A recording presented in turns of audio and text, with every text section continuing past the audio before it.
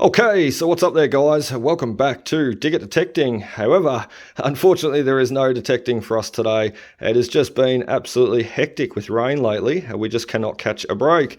We've been out hunting about 3 or 4 different times this week to shoot and share a video. And to be honest, we've either been rained out of the site or the site has been too wet to even hunt. You dig a hole and it just fills straight up with water. So anyway, that's just the reality of it. We are in the back room today, and instead what we're going to be doing is putting together a target ID chart for the Minelab Equinox 600 and 800. So the numbers will not change whether you're running the 600 or the 800. The numbers will remain the same. So what we've done too is we've laid out a heap of coins, a heap of cool coins, silvers and modern coins, old pre-decimals.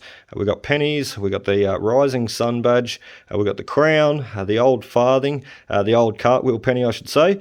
We've even got the gold sovereign. That gold sovereign was distracting me, so what a bloody beauty. We'll be showing and sharing all these numbers of these coins underneath the coil, and as they come up we'll be jotting them down together and showing you guys a look. And remember, as I said, a 600 or 800, it does not change. It'll all help and all stay the same. So we've also got some cricket buckles on the side here, and I do have my whole collection out, basically my neatest collection. Some of the other pieces are in the display case. However, these are my best, and I'll basically be showing and sharing a few different ones just due to the fact that no cricket buckle rings up the same. They all sort of ring in similar numbers, sort of like a Coke can, a 21, 22, 23, even up into the 30s. However, some of these smaller bits and pieces can ring in at lower numbers, and that's sort of what I wanted to demonstrate today. So a few keg taps, a big and a small, a cap gun, a few little badges, and 3 snake buckles. I do have more,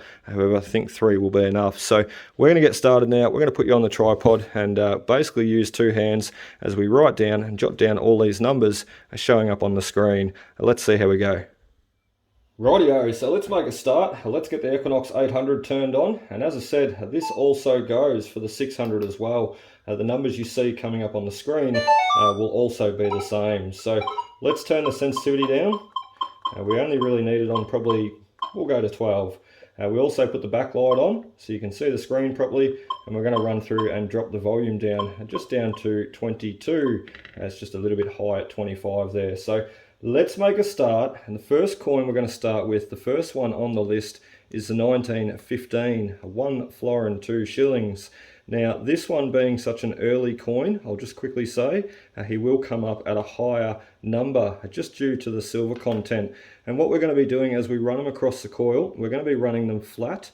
If we were to change the orientation of the coin against the coil, it would sing out at different numbers. So we'll just do a flat run today. The coins held flat along the coil and showing what numbers they come up at. So 1915, 1 florin 2 shillings. Let's make a start. Let's also, just before we do, I just seen, let's put the horseshoe button on so we can hear it all. So 34, this guy, a nice solid target. As I said, we're doing a flat run, so the coin held flat as I can across the base of the coil. So 34, that's what we're going to call him, a high signal for a 1915, 1 florin 2 shillings. Let's jot them down, 34. And let's move on to the next, which is a 1940, a beautiful florin, where they changed the coat of arms design in the later years. So once again, flat run, across the coil, and he is a 34 also, still with the 92.5% silver. You got to remember, they didn't drop the silver content and down until after the war, 1946. So 34, once again, for a 1940, a 1961, 1 florin 2 shillings is where it's going to change though. The 1961, they dropped the silver content down to 50%, and that goes right throughout the pre-decimal silver coins. So keep that in mind as we go through the shillings, sixpence and threepence. Here, as I said, is where they drop down. So 27 on the nose. He's jumping around to a 28 a little bit there. However, I would call that a 27. So 1961 florin, a 27. Next up is the 1835 1 shilling, beautiful English 1 shilling. I don't know how well you can see that there. However, absolutely beautiful coin. This was found in my local town too. It actually predates my town's founding by a couple of years, so really cool. A 26 on the Equinox 800 there. Once again, it does not change for the 600. So 26 is an 1835 1 shilling. Now moving up to a 1916 1 shilling. It should be a very similar number, or a little bit higher. A 30. So nice high 30 signal. As I said, it can change due to the orientation of the coins. So into the later year now, the 1958 ramhead shilling, a beautiful, beautiful coin with the ramhead on to represent our wool industry. So 22, that guy. However, sometimes I will say you'll see a ramhead shilling coming in at a 24, and once again that is due to the silver content. This guy is a little bit later, a 1958. So what do we have? 22. Let's put it down. So 1958 ramhead shilling is a 22. Next up is an 1844 English sixpence, a beautiful coin. I'll run him through, and here's a 23. So 23 for that guy. We'll try and move through them a little bit quicker. Next up is a 1926 sixpence. So a little bit later, 26, 27. I'd call that a 26. So let's jot him down. A 1926 a sixpence is a 26. Last one for the sixpences here, and I've tried to space the dates out, as you've noticed probably. The last one is a 1955. So our pre-decimal changeover period here in Australia happened on the 14th of February 1966. So tried to go sort of early English, mid-Australia, you know, mid-minting, and then right through to the last of the pre-decimals, trying to give you a difference, or show a difference in the silver content and the target IDs. Which is what changes the numbers, the silver. So 19 for that guy, a 1955, and a little sixpence. So 19, I just love 19 numbers. When the number 19 comes up, I always know sixpence. So next up is little threepences, and this is an 1866, a beautiful little threepence English design. I just love the English coins. So 21 on the nose, that guy. A beautiful, beautiful coin. I think I may have plucked that one out of the goldfields. A lovely, lovely coin. So 21, let's write him down before we forget. As I said, this chart, this sheet will be available to view on the Digger Detecting Facebook group. So if you're not a member, join up. Basically, request to join, and you'll be able to download and view this chart that we're putting together right now. So 1910, little threepence there. I was going to call him a sixpence. He's not, he's a threepence. 22, 23, however, more falling on the 22. So let's put him down, a 1910 little threepence. Coat of arms is a 22. Next up is the later type, the wheat design, where they changed it to represent Australia's wheat industry, and we've got a 1951. So let's run him through. He's a lot lower. As I said, they dropped that silver content down around 1946, just after the war, and reduced it to 50%. So reason being why that guy is ringing up a lot lower at a 16. So that is awesome. We've got through the first silvers, the florins, the shillings, the sixpence and the threepence. And now let's start on the pennies. So the next up is the pennies, and we're going to make a start with the wonderful old English Britannia, a seated Britannia design, 1860 there, with Queen Victoria on the back. So absolutely a stunning, stunning coin. I love finding these, absolutely beautiful, especially out in the goldfields. You can just imagine the miners walking around carrying and dropping these coins. So that's 20 on the Equinox 800 there, and the 600. Let's jot him down, a solid 20 for an 1860 Britannia penny. So next up is a 1913 Commonwealth of Australia 1 penny, a beautiful design with the ring around the outside and the Commonwealth of Australia. So 23, a lovely sound. However, also 23 can be a bottle top. You've just got to dig all those numbers. So 1913 penny is a 23. We've jotted him down, and the next up is a 1952 Roo penny. So a lot higher, generally around a 30 or a 29, 30, 31.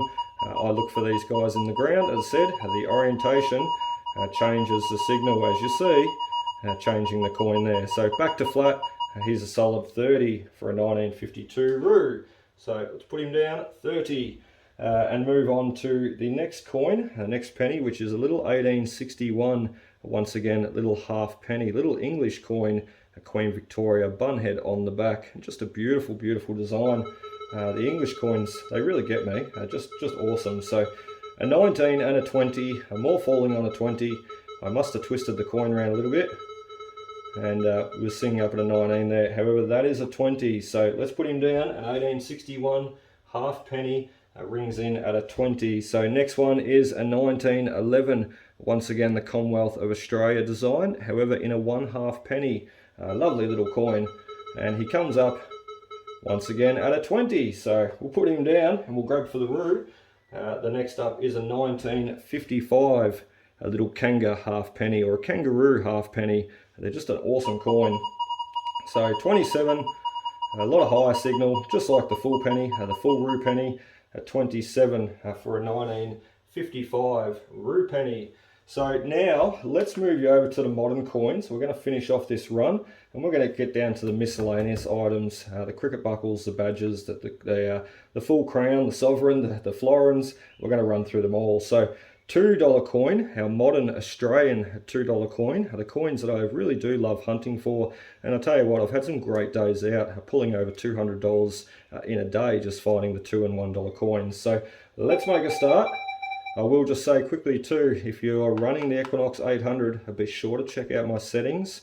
I'll throw the video up top left corner, and it's a must watch if you're running the Equinox 800, as these gold coins, all the coins I should say in general, but I especially developed that program for the gold coins. However, it works so well on all the other coins too, including tokens and just everything. The tones are there, the depth is there, the separation's there. It's just amazing. So you're running the Equinox 800, long story short, check out my program and you will not be disappointed. Learn the tones and you will love it, absolutely love it. So, and it makes these gold coins in particular really, really sing up at a beautiful, beautiful tone. So 21 on the nose, jumping around a little bit. I'm probably twisting my hand a bit. However, a 21, as we all know, the $2 gold coin. So we won't jot him down just yet. We can remember that one. The $1 gold coin next up should be a 22. Let's give him a run. Oh, he's making a bit of a liar of me. He is on the 22 there, and in the ground, generally the 22 is a $1 gold coin. So let's jot them both down. $2 is a 21, and a $1 is a 22. Now, a 50-cent coin. This big boy should ring up at a 17, which are numbers that I generally don't hunt. Generally, you'll see me hunt from 18 through to 40, and miss out on a lot of those lower numbers, just due to a lot of it being rubbish. And to be honest, I don't really hunt the gold that much. So for the gold rings, I should say. So 17, this guy with the horseshoe button on, so we can hear it all. Get out of the program, 18 to 40. Running 17 on the Equinox 800 there. Once again, it does not change for the 600. So let's jot him down. A 50-cent coin is a 17. So we'll move on next to the 20-cent Australian coin. A beautiful, beautiful coin. Always keep your eye out for a 20-cent wavy design too, because I tell you what, quite collectible and very rare. So 16, that guy. A 16, unfortunately, is also pull tabs and bottle tops and everything else alike. However, if you're keen to dig them, a 16 is the numbers you're chasing. So next up is the 10-cent coin, and that is a 13. A beautiful, solid 13. So let's put him down. And the last one being is the 5-cent coin, which should ring in at a 10. Also numbers, once again, that I don't generally hunt. You have to dig a lot of them to get $1, and you have to dig a lot of them to get $200 to walk out of a site in one day. So 10 is on the Equinox there, 800, and also for the 600. It does not change. Once again, we'll put him down, 10. And lastly, for this round, we're going to have a look at the 2-cent coin and the 1-cent coin. And these numbers, or these coins I should say, really throw funny numbers, as a lot will know. You've got to dig through all the 2 and 1 cent coins to get out the silver coins and the pennies. They just sound so good. So generally ring around 23, 27, 29 out of the ground and doing a flat air test. So he's ringing a 26. If I hold him sideways, you can see where those numbers jump around. So back to flat, 26 for a 2-cent coin. Let's jot him down and let's move on to the 1-cent coin. Excuse me. So 1-cent coin, this guy, and generally they're a little bit lower, around a 21, 23. Once again out of the ground, he is a 23. If I do move him around, as you'll see, he'll jump around a little bit more. So 23, holding flat, is a 1-cent coin. Let's put him down, and now let's move on to all these miscellaneous items that we've got here. We've got toy cap guns, rising sun hat badges, pendants, medallions, cricket buckles, tokens, crowns, snake buckles, gothic florins, and more florins, and we're going to show you all the look as we go. So we'll move on to that next. Rightio, so we've just rearranged the table a little bit there, just to fit some of the finds down below. These are some of the next items that we're going to go on to and talk about and show the target ID numbers on the screen. So the first one being the Texas Ranger, a little toy cap gun here. These were most common throughout the 1950s and 60s. Every kid probably had one hiding under his pillow and took it out every day to play cowboys and Indians with. I know growing up throughout the 80s and 90s, I love my toy cap guns as well. So very, very cool. I'm not sure how well you can see all those other pieces. However, we're going to make a start, as I said, with the toy cap gun here. And look, these toy cap guns, they're all different shapes, designs. They're all made out of die cast. However, the different shapes and designs and the orientation of the way that they're in the ground is really what's going to throw those numbers around. But generally what I find is cap guns ring up quite high, up around the high 30s, sort of like a Coke can hiding in the ground. However, just that lot higher signal, so jumping around quite a bit, and you never really can have a solid target ID on these guys. You know, generally in the ground they sort of even still jump around 30, 31, 33, 28, you know, all different numbers, as many of you have seen in my videos. However, there it is. We could sort of class him as a 28 through to about a 30, 31. So very cool, and look, it does change as I hold it on different orientations, as I said, with the coins. It all does change. So we sort of put him around the high 30s. I'll sort of say 28 to 31, and we'll jot that down for anybody, you know, looking for a reference in future. So 28 to 31, and look, if you're hunting at the old school sites, anything like that, these or those sites are where you're going to have the best success finding the old toy cap guns, or even in your local park. Kids used to get out in the parks and play cowboys and Indians. So very cool, very cool. I love my toy cap guns. And next up is the Rising Sun military badge. Now what we're going to do is we've got two here. We've got the big hat badge, and we've got the collar, the shirt collar badge there. So the big and the small, we're going to run through and show you both. We will jot down, however, the number for the big guy here, the hat badge. So let's make a start. And here's a solid 29. How nice. We'll just turn him around a little bit, give you a listen what he does as he's basically positioned differently under the coil there. And you can see the numbers jumping around a little bit. So I'll put him back to normal. And he's 28, 29. We may even call that a 28. A nice high signal there. So we're going to jot that down as a 28. And what I'll do is I'll also include, we will also jot down the numbers for this guy. I wasn't going to, but we will, and we'll include it on the list there. And as I said, this list will be available on the Dig It Detecting Facebook group. So the small little collar badge now, let's give him a run through and see what numbers he comes up at. So 25, 26, more 26, almost just like a Florin, isn't he? Beautiful, beautiful signal.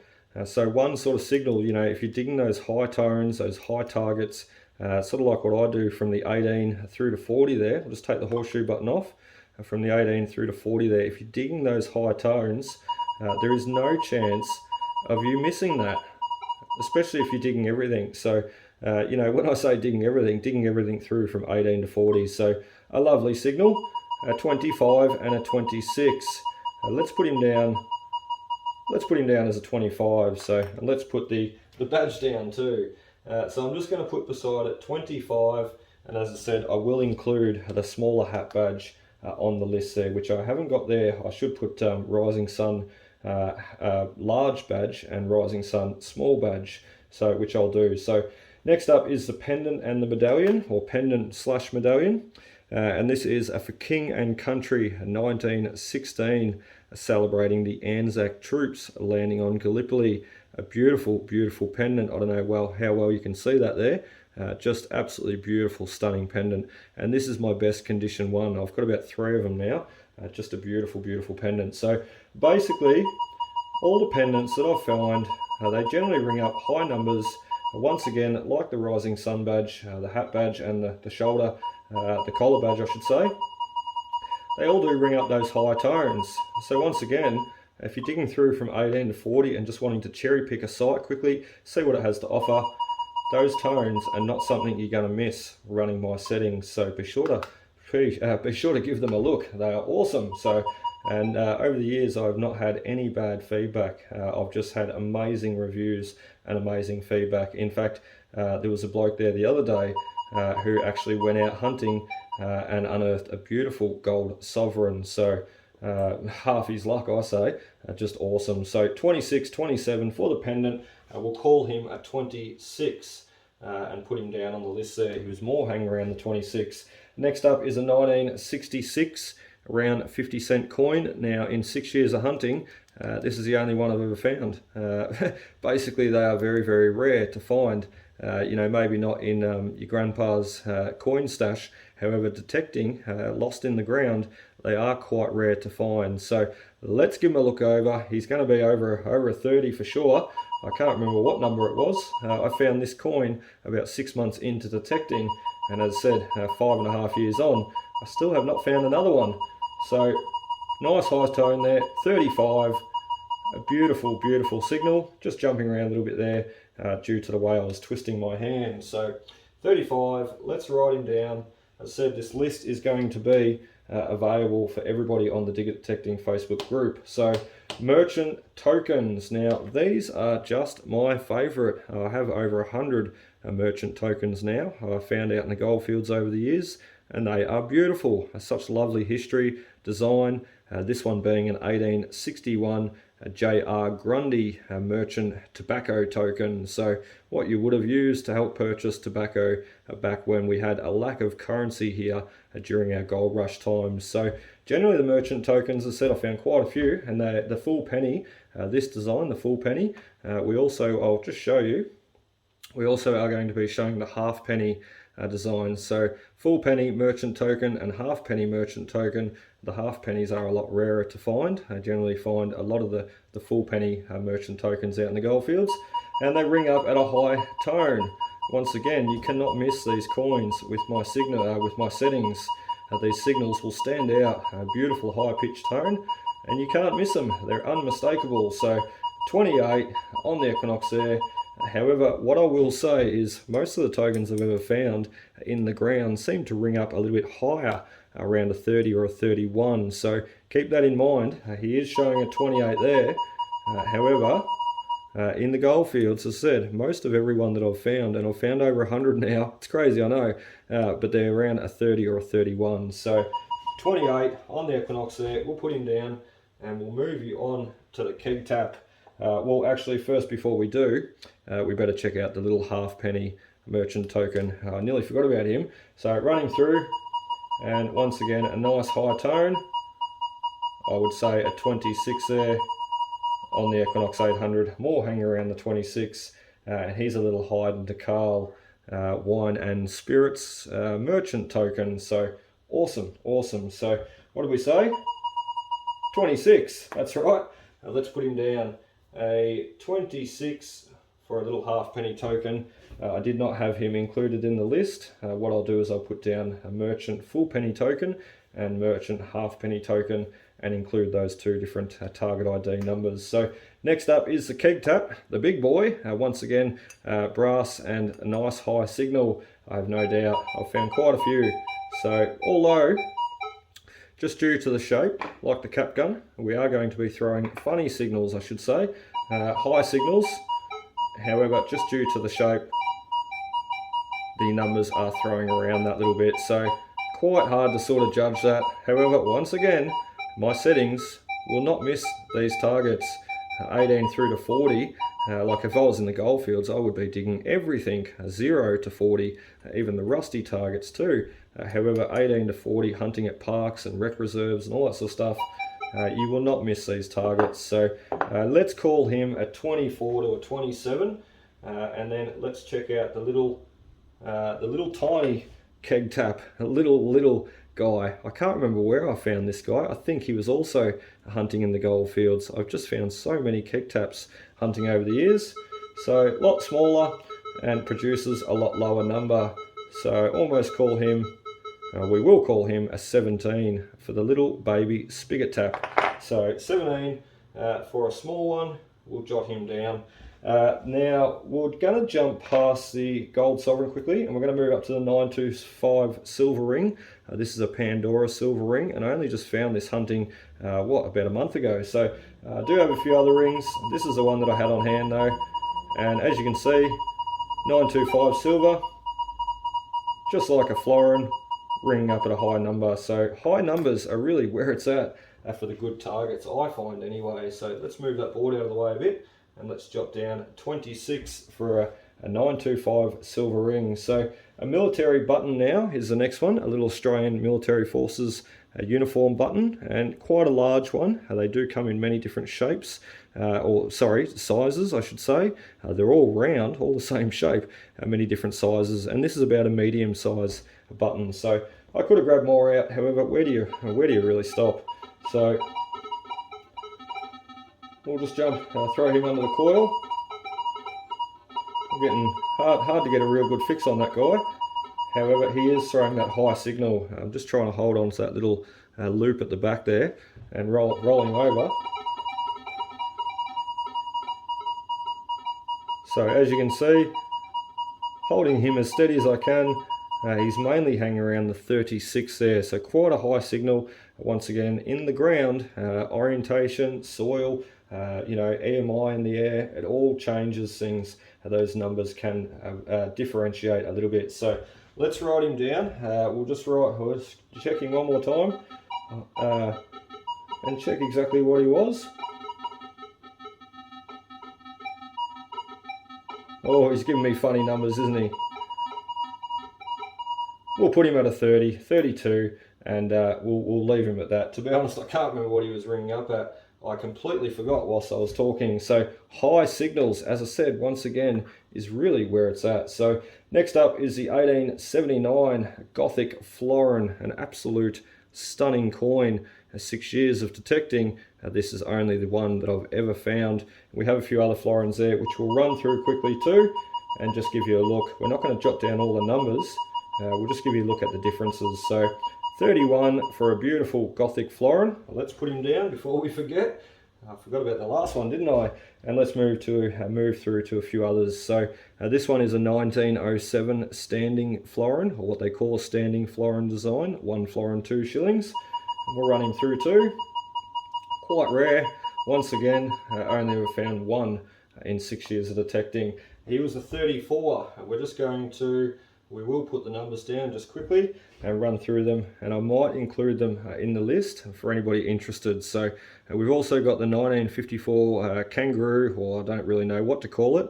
It was a commemorative florin that was introduced and minted for 1954 there. So 28, that guy. Once again, a very rare coin to find. One in 6 years of detecting, like most of these florins here. So 26, 27, he was hanging around. We will put him at a 26. I'll try and keep all these in order. And the next one is a 1916 English florin. This guy really surprised me. I walked out in the middle of the paddock. I was getting no signals. And then all of a sudden, this guy popped out. And I thought, the farmer must have walked down the paddock and lost his florin. So 34, 35. However, I'd more call him a 34. So you can see the numbers are all very similar. You know, we've got 31, 34, 26, and another 34. And you see the numbers are very similar. So high numbers is where it's at. 27, 28 for this next type design. He's a 1901. I should have showed you there. He's a 1901 to 1951, commemorating 50 years of Australia's Federation there. Australian Florin. So 27, on the nose, jumping to a 28 there a little bit. However, we'll put him down as a 27 and move on to the next. So last one is the English 1 florin 2 shillings 1951, a little bit of a later design, so a bit of a lower signal, this guy, I have no doubt. And there is a 16. So there you go. If you were running the 18 to 40, I'll just say quickly, you bump that out and the 16 is gone because we don't have the 16 notched in. So you would ideally miss this guy running my settings. And look, I'm happy to show that, you know, I'm happy to show what my settings will do and won't do for you. And to be honest, 16, if you were running my settings, you would miss that guy. God knows how many I've walked over. So although they're probably not that common either. So 16 for a lower English 1951, 1 florin 2 shillings. Now let's move over and let's finish off the list. We've got snake buckles here. Now quickly, I'm just going to show, basically snake buckles mainly will be found like this without the loop. Pretty uncommon to find them with the loop. I'm not saying it doesn't happen, however most of the snake buckles I've found generally don't have the loop attached. Generally you find the loop and about 10, 15, 20 meters away, or if you're lucky, you get the snake as well, or the swan, snake or swan buckles they call these. So I like to call them a snake buckle because they look like a snake, generally a swan head design though. So what we're going to do is we're going to run it through buckle and clasp together. Generally they would have two of these, one at each end. I'll just grab down that one and they'd have a secondary on that side. And generally what you find is just the one and the other one stayed on the miner's belt. And he's lost the snake and the other bit. So what we're going to do is we're going to run, as I said, the whole thing through. We'll take it off and separate and run it through separately too. So give you a listen at both. So on the Equinox 800 there and 600, ideally you're finding these in the goldfields, the snake swan buckles. And as I said, I would be running the horseshoe button in the goldfields and digging it all. I would not be running my 18 to 40 program. I'd be listening to it all. Otherwise you may be missing sovereigns and buckles and buttons and all that wonderful stuff, especially cricket buckles, which I'll show you very soon. So 15, 16 on the Equinox there for the snake buckle. Now let's take the clasp off and let's have a look at the clasp by himself. Quite a high signal. 22, 26. Definitely hang around the 26 there. And now let's have a listen to the snake by himself, which should be a lot lower signal. So a beautiful, oh, I was going to say a beautiful 17, but he's jumping around 16, 17 there. So all numbers you would be wanting to dig if you're out in the goldfields, most definitely. So let's put him down and let's run a few other examples through. We've got the little bit of a different design snake buckle, the single head design, as opposed to the double head design, which we just showed. So we'll put the double head back down and we're going to show the single head and the smaller double head design. We'll start with the smaller little double head swan head design. And very similar to our last one, a 16 and a 17. So let's put him down and let's show the last one, the single head, and just a head up the top and a tail down below, which is where they've probably got their name of the snake buckle, isn't it? So very, very cool. And he's very similar, a 16 and a 17 jumping around on the nose. So very cool. I probably should have grabbed a few more examples of the snake buckles out. I've got about a dozen or so now. However, you know, basically 3 will be enough. And where do you stop? So snake buckles we're going to put down as a 16 to a 17. And we did skip over one too, just quickly. We skipped over the Cartwheel penny. Generally the Cartwheel pennies ring up at a high 30, 31, 33, 34. Doing an air test here today. I'm not quite sure what they're going to ring up. There we go. Sort of similar to what I was saying though. So 1797 Cartwheel penny, generally found out in the goldfields, or if you're lucky enough in your local park. The 4 that I have all been found in the goldfields though. And he is a 32 and a 33. I'm going to call it more of a 33 and jot down 33. So let's have a look. 33 for a Cartwheel penny. Now we've got 3 more to go. And the third last is the 1887 English crown. Now everything you've seen here today I've found detecting. However, I can't claim that I found this, and I won't claim that I found it. So just a beautiful coin. I was in a market one day I was born 87, this is 1887, 100 years earlier, younger than me, and I could not help but buy it. Beautiful Queen Victoria on the back, and also St. George slaying the dragon on the reverse side, 1887. I have, as said, never found one of these coins. Look at that. That is a big number. The biggest that we've seen here today, a 38 and a 39 for the big cracker silver crown. So what a beautiful coin. Hard to lose something like this, though, you'd think. You know, that's such a huge coin and such a heavy coin. How could you lose something like that? So 38, 39, we're going to call him. Yeah, look, we're going to call him a 38 and jot him down as that. So try and keep it as accurate as we can. And that's an 1887 English crown. I have no idea. I don't have any other crown coins. I have no idea what the silver content, or you know, if they dropped it, or if the numbers will change in earlier or later years. So second last is the musket ball, little tiny musket ball. You can even see where he's clipped off there, where he has not been sort of rounded off. This guy probably never got shot either. He's in pretty good condition, or he got shot basically landing in the paddock somewhere and didn't hit the target. So awesome stuff. If it did hit the target, you probably see a big impact on one side. 19, this generally they sing up at, the lead sinkers and the musket balls. This guy's definitely not a lead sinker. He's 100% a musket ball. However, as you can see, 18, 19 are the numbers for the lead. So we'll put him down as an 18. And we're going to move on to our last target, which is just for this, and then we're going to go to the cricket buckles.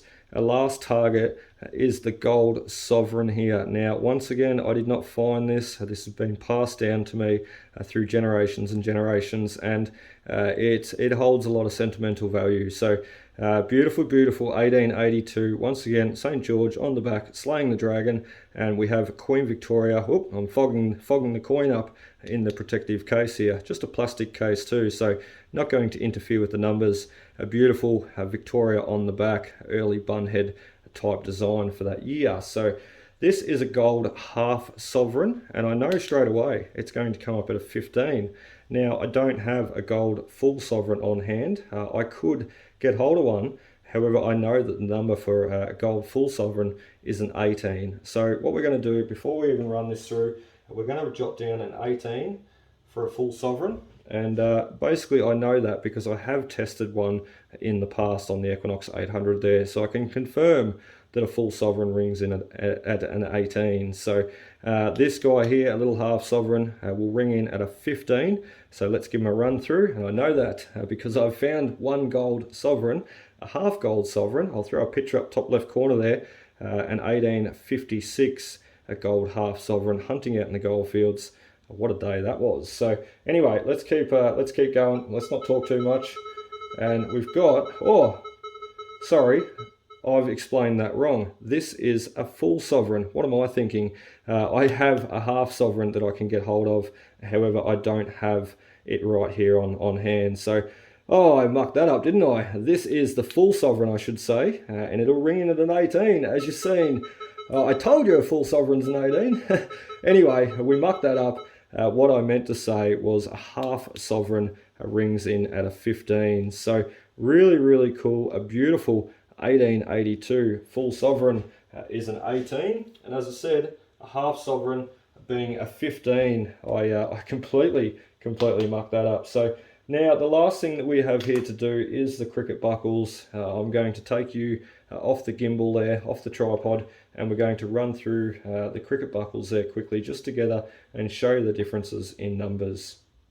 Rightio, so let's finish off now with our last item on the list, and that is the cricket buckle collection. Let's not make any more mistakes with what we're saying either. I completely mucked up that gold sovereign there. As you've seen though, a full gold sovereign is an 18, and a half gold sovereign, which I don't currently have on hand, sorry, is a 15. So as I said, let's move over to the cricket buckles. I'm not sure how well you can see them there. They are absolutely stunning pieces, all dating around the mid to late 1800s. During the gold rush time was the most prevalent for these guys. So Absolutely lovely designs. I really love finding them, restoring them and saving them, especially when you find them in a paddock that gets ploughed every single year. Sometimes you only find bits and pieces, other times you find examples such as this. So beautiful Advance Australia cricket buckle, and this is one of my first ones ever found, and not the first, but some of the first. So let's give him a run through. For memory, he was found right beside an old miner's hut, and for memory, he was around a 22, 23, almost sounded like a bit of a bottle top or a gold coin. Let's have a listen. So, oh, there we go, a 21 on the Equinox there. So I'm not going to jot these numbers down. We're just going to sort of show you as we go. As I said, the numbers are all going to change. So I'll do a bit of a, a bit of a guideline for what the cricket buckles can come in at. But if you're watching this video, you'll see firsthand for yourself the numbers that they sing in at. So next up is another big design. This one was found hunting at an old pub, and not at the goldfields either. Just an old pub around my area, and what an absolute beautiful piece. They all sort of symbolize and represent the same thing. You'll have three items, generally the bat, the stumps, and the balls. So very cool. I'll just show another design there, and you can see exactly what I mean. The ball in the middle, the bats, and the wickets, the stumps there. So absolutely beautiful. And they would have made, I don't know how many they made, but they would have made absolutely dozens and dozens and dozens of these designs and dispersed them to people who love cricket. It's almost like us wearing our football jersey today and basically showing that we love football. You could wear an old cricket buckle like this back in the day, walk into the pub, and everybody that's seen you not only knew that, one, you had a bit of wealth, had a bit of money, being able to buy such a buckle, but also you loved your game of cricket. So chances are every Sunday after church you were out playing. So 21, 22 for that guy. I'll run through this next big guy, three of the biggest ones that I have, and once again a 21 on the Equinox there. So almost sound like a Coke can. This is another quite large design. He's got some beautiful gold gilding still left on him, and he says, "May cricket flourish." So, and a little bit of a lower number, a 20 on the Equinox 800, and that remains the same for the 600 also. So we'll go down to a smaller one now. And once again, you can see the same design, the bat in the middle, the stumps each side coming down, and the balls around the outside. So very beautiful buckles. And this guy wouldn't have been looking like this as a buckle. He would have been attached and fixed onto a harder backing plate. So it doesn't make sense when I say, yep, this is a cricket buckle, and there's no link or no buckle on the back to even hold your pants up or hold your belt on. However, as I said, they would have had another piece on the back. This is the front decorative piece that's fallen away. So let's give him a listen. And he's smaller and he's a lower signal. As I said, they change in target IDs, the shape and the design. So 18 for that guy. And now we'll show you another little tiny one, which has got the two pins in the back, or one at the top and one that was down the bottom. And once again, he would have been fixated to a harder backing plate. This guy will be a lower number once again, being that he is a little bit of cricket buckle there. So a 13 and a 14. We'll show you another couple, and then I think we might finish this up. So 17 for this guy. He's actually a two-piece buckle, and he would have had a decorative plate in the center, which I've never found, but we'll run one through, and as you can see, he's a 17. So we'll look at a few others. We'll quickly put them through. Little headless cricketer there. He's 11. Once again, he would have fallen off a bigger backing plate, a head and a chest and a bat, a man about to play cricket, and 11 and a 12.